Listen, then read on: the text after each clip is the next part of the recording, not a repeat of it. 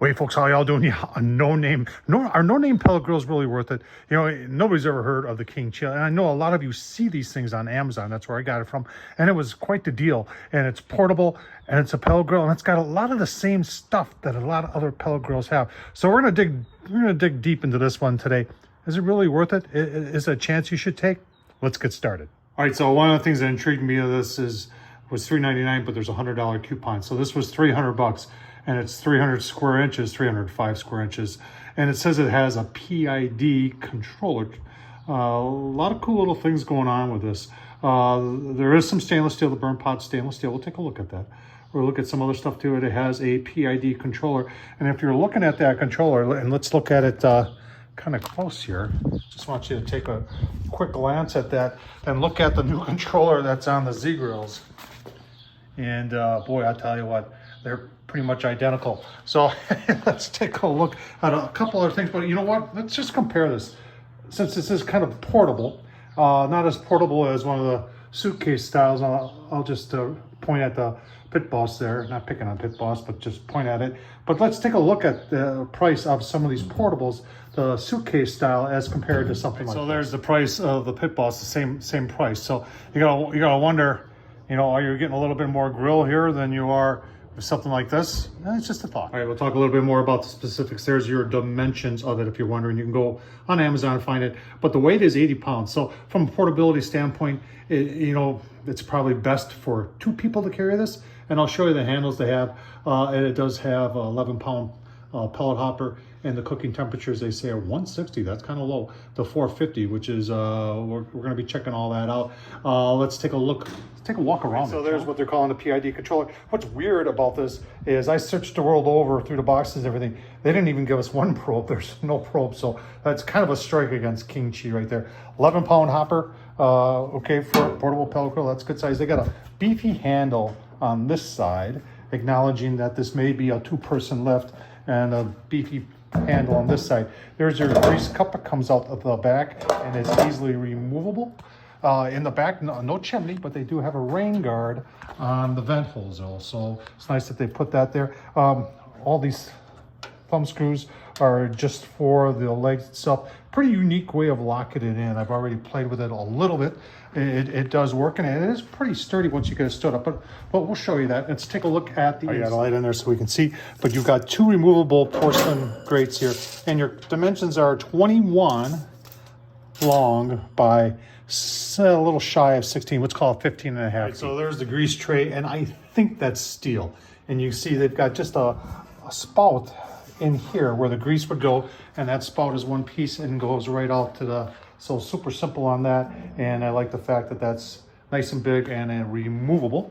Let's remember, when I'm cooking on these, I will usually line them with aluminum foil. In this case, I'll have to poke a hole over there so the grease can flow. So your flame tamer's right here, and it's pretty heavy duty, but this side is what your grease tray rests on. So, you know, still, regardless, that's some pretty thick stock they got on there, and that'll work and last pretty gosh darn long. Right, so there's your burn pot. That, I believe, is stainless steel. There's your heat rod, and there's the auger where the pellets come out. If you're wondering, right, that's your temp probe right there. It reads right at the tip there, and that's what tells that what the temperature is inside of there. All right, so let's talk about, you know, are these parts replaceable? Where can you get them? Because that's a lot of times people will say, well, something breaks on the old KingChii, how do I get replacement parts? And you'll be shocked, folks, when we talk a little bit more about how universal a lot of these parts are in the pellet grill industry. So you're saying if the controller goes bad on this KingChii and you don't know where to go for parts, you can always go, you know, my friends at Pellet Pro, Smoke Daddy Inc. And these things, believe it or not, folks, and take my word for it, I've been dealing with pellet grills for a long time now. And one thing that always amazes me is that the plugs are universal. It doesn't matter what brand. Now, sizes are going to, you know, in some of the bigger brands, right off the top of my head, I think about Camp Chef and the way they've got theirs set up, that it may not work. But a lot of these that have these type of controllers are very, very interchangeable. And I've done that before, and it works just fine. You're going to say, well, where do I know how to plug it in? Hang on.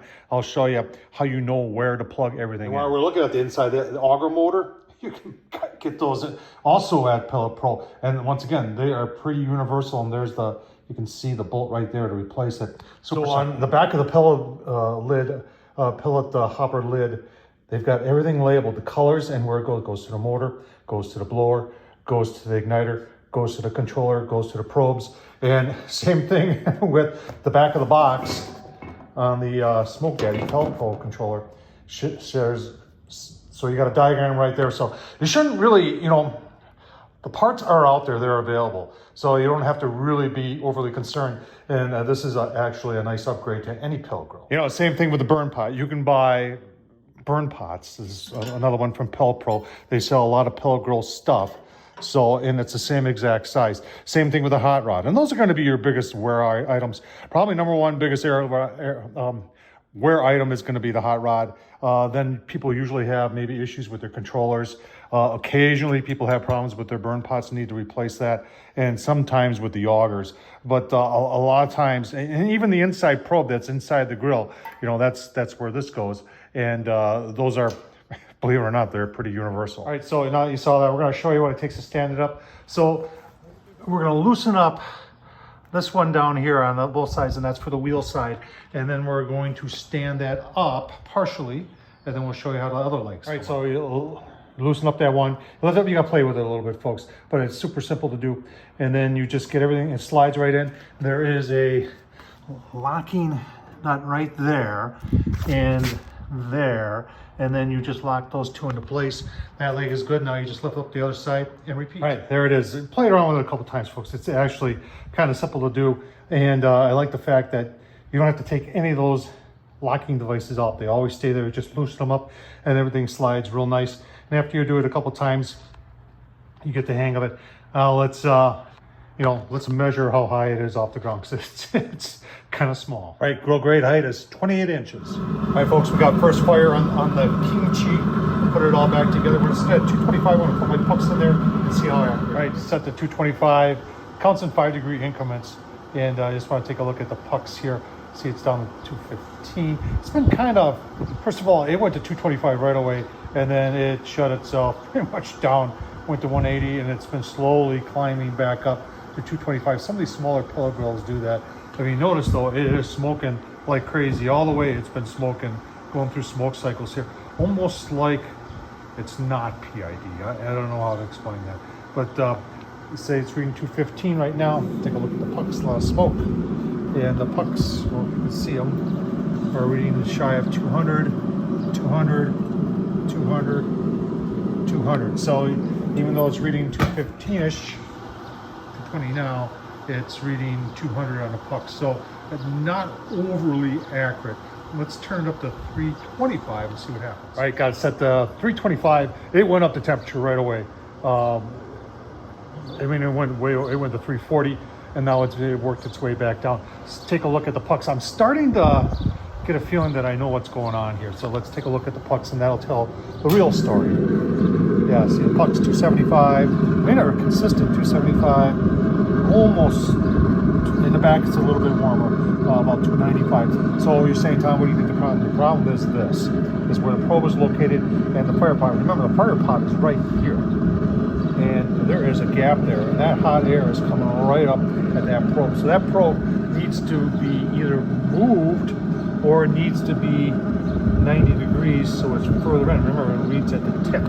So I'm going to look at doing that, and I think I can make this little pellet grill even better. So let's close her back down, continue to burn in. I'm not giving up on this yet. I think the KingChii for $300 has got a lot of potential.